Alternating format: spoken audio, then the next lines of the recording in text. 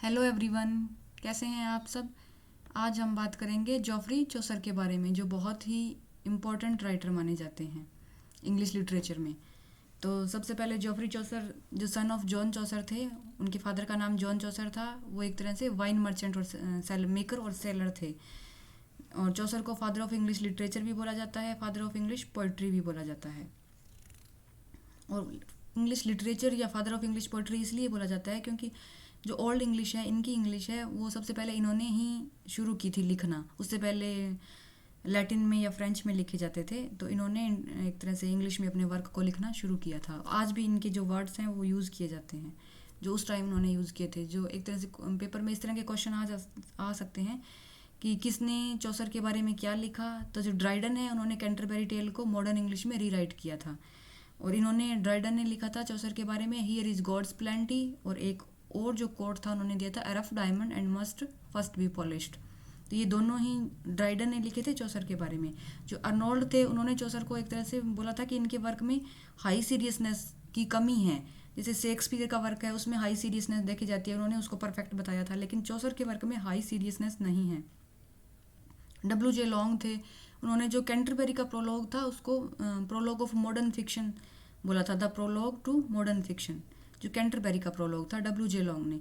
तो क्वेश्चन पूछे जा सकते हैं कि W.J. लॉन्ग ने किसको modern the prologue to modern fiction बोला है।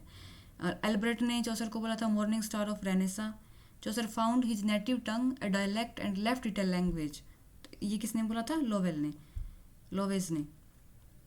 तो 13 सितंबर 1366 चौसर का बर्थ हुआ था। 1340 में डेथ हुई थी 1400 में। इस टाइम ये कैंटरबरी लिख रहे थे, कैंटरबरी टेल, जो इनका मोस्ट इम्पोर्टेंट वर्क है। और ये अनफिनिश्ड था क्योंकि उनकी डेथ हो गई थी। तो 1366 में इन्होंने फिलिपा से मैरिज की थी। फिलिपा एक तरह से कोर्ट, रॉयल कोर्ट के साथ इसके रिलेशन थे, अटैच थी ये। फिलिपा और Geoffrey Chaucer both received a royal annuities as Philippa was a lady in waiting attending female member of the court. तो इसी वजह से चौसर का कोर्ट के साथ एक तरह से जो राजा थे उनके साथ काफ़ी आना जाना हो गया था, उठना बैठना कह सकते हो आप।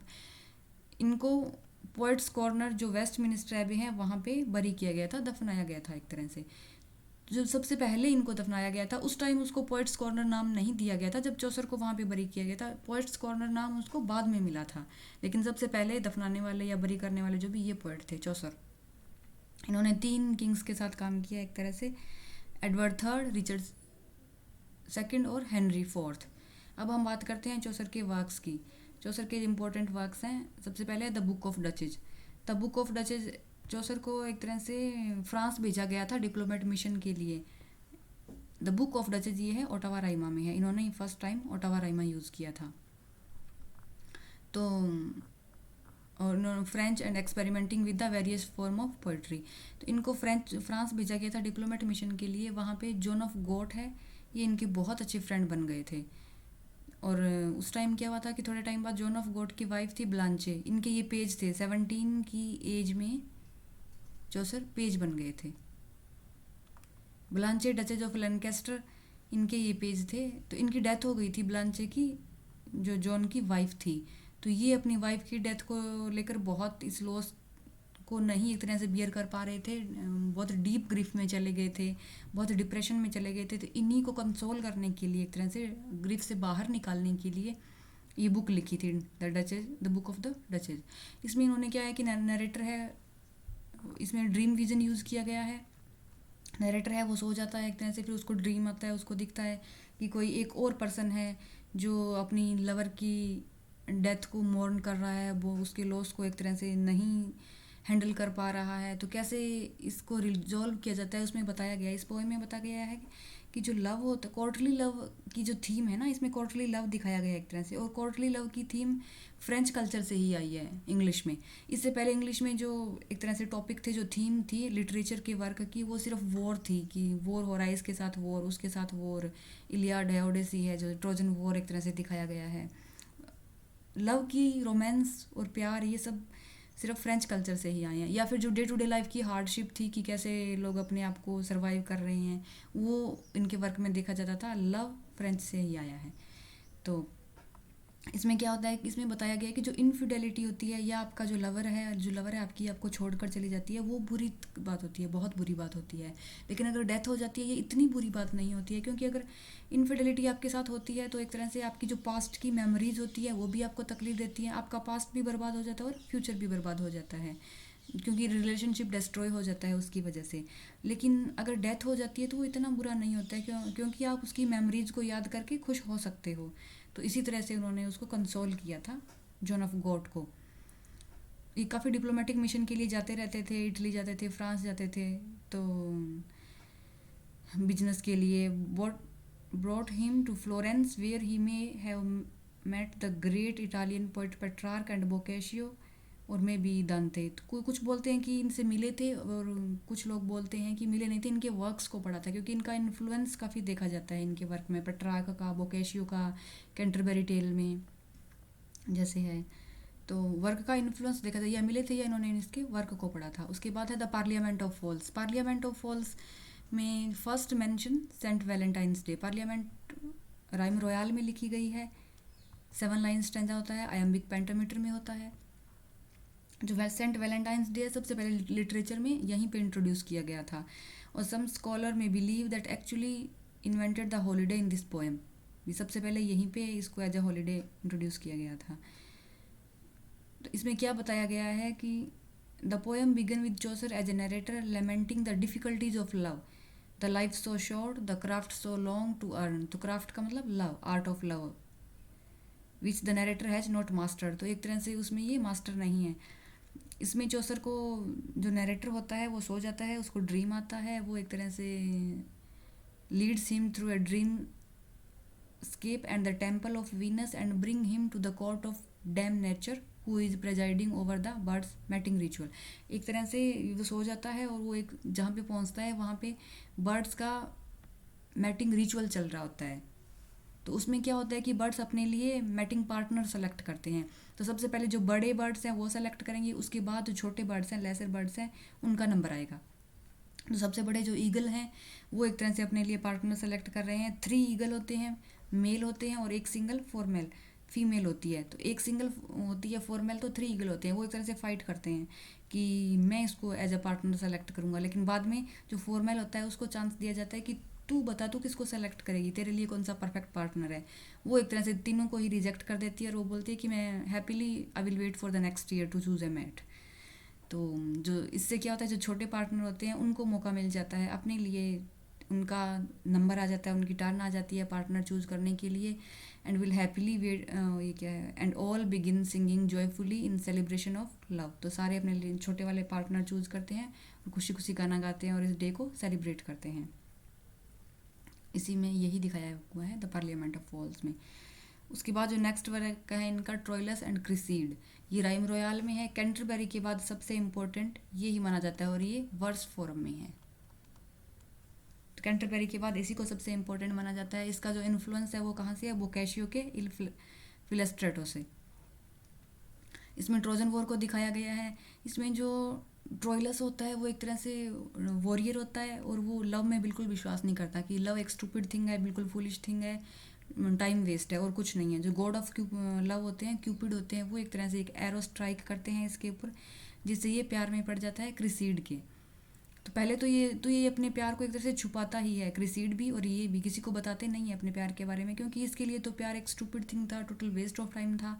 तो ये इसको एक तरह से ओपन नहीं करता है कि ये क्रिसीड से बहुत प्यार करता है, अपने रिलेशनशिप को सीक्रेट रखता है और वॉर के लिए चला जाता है। तो उसमें क्या होता है कि ग्रीक होते हैं वो कैप्चर कर लेते हैं एक ट्रोजन वॉरियर एंटीनोर को। जो ट्रोजन वॉरियर्स होते हैं ये तो एक तरह से क्रिसीड की साइड से होते हैं, जो ग्रीक्स होते हैं वो एंटीनोर को कैप्चर कर लेते हैं। और एक ये बहुत इंपॉर्टेंट वॉरियर होता है, जो क्रिसीड के फादर होते हैं वो एक तरह से एक्सचेंज करते हैं कि क्रिसीड को ग्रीक्स को दे देते हैं और एंटीनोर को वापस ले लेते हैं। उनको लगता है कि क्रिसीड तो सिंगल है और इस सिटी में तो यहाँ पे तो वो किसी से भी अटैच्ड नहीं है, क्योंकि वो उन्होंने तो अपने प्यार को सीक्रेट रखा है ना। तो वो उसको वहाँ भेज देते हैं क्रिसीड को। लेकिन जो क्रिसीड होती है वो और ये ट्रोइलस भी कुछ भी नहीं बोलता है, अपने रिलेशनशिप को रिवील नहीं करता है। तो क्रिसीड ग्रीक कैंप चली जाती है और जाते जाते वो प्रॉमिस करती है ट्रोइलस से कि वो 10 दिन में वापस आ जाएगी, मतलब एस्केप कर लेगी वहाँ से और 10 डेज में आ जाएगी। लेकिन वो एक बार उस कैंप में चली जाती है, वहाँ उसको पता चलता है कि एस्केप करना इतना आसान नहीं है। तो वो ग्रीक वॉरियर डाइमेडस को है उसी से प्यार करने लग जाती है क्विकली, वो उसकी लवर बन जाती है। तो उससे वो ट्रोइलस है वो अपने आप को हार्ट ब्रोकन फील करता है और युद्ध के लिए चला जाता है और वहाँ पे मार दिया जाता है। तो इसमें ये दिखाया गया एक तरह से क्रिसीड को अनफेथफुल दिखाया गया है।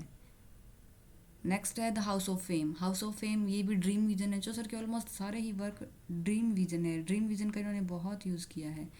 इसमें ड्रीम विजन में ये होता है कि नैरेटर सो जाता है, उसको एक सपना आता है, वहाँ पे वो देखता है कि ईगल, इसमें ईगल उसको गाइड करते हुए लेके जाता है। तो जहाँ ये ईगल उसको लेके जाता है अपने गोल्ड विंग्स, ईगल के गोल्ड विंग्स होते हैं, हाउस ऑफ फेम में लेके जाता है। वहाँ वो देखता है कि एक लेडी होती है जिसकी बहुत सारी आईज, ईयर्स, टंग्स, और वो सबको फेम अवार्ड कर रही है एक तरह से। जो हिस्ट्री के भी पीपल हैं, बहुत पुराने पुराने लोग जिनकी डेथ हो गई है, वहाँ पे ये जो लेडी है वो उनको फेम अवार्ड कर रही है। और इसमें क्या होता है कि which employ a comic version of the guide narrator relationship of Dante. Dante में विर्जिल इन द कॉमेडिया। इसमें क्या होता है, the talkative eagle guide the naive Chaucer. जो ईगल होता है वो चौसर को गाइड करता है, जिस तरह से Dante is guided by the gossipy Virgil. जैसे विर्जिल के वर्क में दांते उसको गाइड कर रहा है। The eagle takes Chaucer to the house of fame. Dante is guided by the gossip, नहीं सॉरी, दांते के वर्क में विर्जिल उसको गाइड कर रहा है। Sorry sorry sorry for that.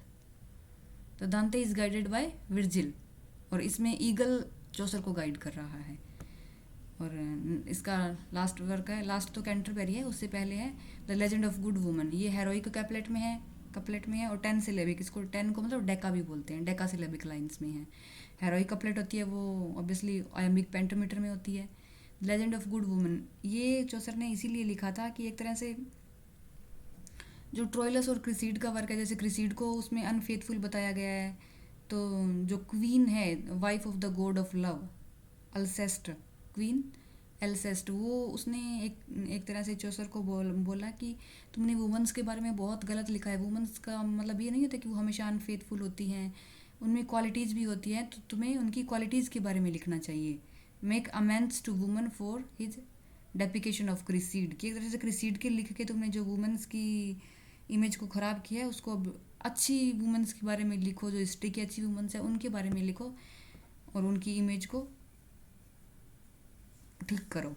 He is required to write a number of tales showing strong powerful woman who accomplished great deeds such as Cleopatra. Dido ने क्या किया था, डिडो ने एक तरह से सुसाइड कर ली थी जब उसको उसका प्यार नहीं मिला था। तो चौसर कंप्लीटेड 10 स्टोरीज। चौसर ने प्लान किया था 10 स्टोरीज पर उसने 9 ही लिखी थी। कुछ स्कॉलर्स का बिलीव है कि एक तरह से वो लिखते लिखते बोर हो गया था, not interested to return some more stories. तो जो 9 वुमेंस के बारे में उन्होंने लिखा है वो है क्लियोपेट्रा, थिस्बी, डिडो, हिप्सीफाइल, मेडेसा, ल्यूक्रीज, आरिडेन, फिलोमेला, फिलिस एंड हाइपरमनेस्ट्रा। तो ये जो लेजेंड ऑफ गुड वुमन है इनमें ये 9 वुमेन के बारे में लिखा है और इसीलिए लिखा है ताकि उन्होंने पहले वुमेन्स के बारे में ख़राब लिखा था। तो जो क्वीन अल्सेस्ट है wife of the god of love, तो उन्होंने इनको बोला कि अच्छा लिखो, अच्छी वुमेन्स भी हैं हिस्ट्री में तो उनके बारे में लिखो। और ये थोड़ा सा बीच में रह गया था, पहले छूट गया था, एक इम्पॉर्टेंट इन्फॉर्मेशन थी। Chaucer was multilingual, fluent in Italian, French and Latin and translated work from French. तो ये मल्टीलिंगुअल थे क्योंकि इटली और फ्रांस यहाँ जाते रहते थे ये डिप्लोमेटिक मिशन के लिए, तो इनको सारी लैंग्वेज आती थी, ये मल्टीलिंगुअल थे। इन्होंने एक फ्रेंच वर्क था रोमन डिला रोज, जिसको हम बोलते हैं रोमांस ऑफ द रोजेज, तो इनको ओल्ड इंग्लिश से ओल्ड फ्रेंच से मिडल इंग्लिश में इन्होंने ट्रांसलेट किया था। तो इन्होंने कुछ वर्क को ट्रांसलेट भी किया था, फ्रेंच पीरियड जिसको बोला जाता है उस टाइम में इन्होंने। और इन्होंने ही also established middle English as a respectable medium for medieval literature. Previously works were written in either French और लैटिन। मैंने पहले बताया था कि फ्रेंच और लैटिन में ही पहले वर्क लिखे जाते थे। जो मिडल इंग्लिश थी वो इन्होंने ही इंट्रोड्यूस की थी एक तरह से, उसकी रिस्पेक्ट चौसर से ही है। और coined many English words used in the present day, और बहुत सारे ऐसे वर्ड्स इन्होंने इंट्रोड्यूस किए थे जो आज भी यूज़ किए जाते हैं, जैसे amble, bribe, femininity, plumage and twitter, as well as inventing the poetic form of the rhyme royal. Rhyme royal भी पोएटिक फॉर्म इन्होंने ही इन्वेंट की थी। उनको नाम तो किंग जेम्स के नाम से पड़ा था, क्योंकि वो एक रॉयल थे ना, इसीलिए राइम रॉयल जब किंग्स जेम्स ने यूज़ किया था, लेकिन सबसे पहले इन्वेंट इन्हीं ने किया था, चौसर ने ही किया था। चौसर का एक बहुत इंपॉर्टेंट वर्क जो सबसे इम्पोर्टेंट है, कैंटरबरी टेल, वो रह गया है क्योंकि वीडियो थोड़ा लंबा हो जाता, तो कैंटरबरी टेल को हम नेक्स्ट वीडियो में कंप्लीट करेंगे। तो thank you for watching. If you like the video please subscribe the channel and hit the bell icon. Thank you.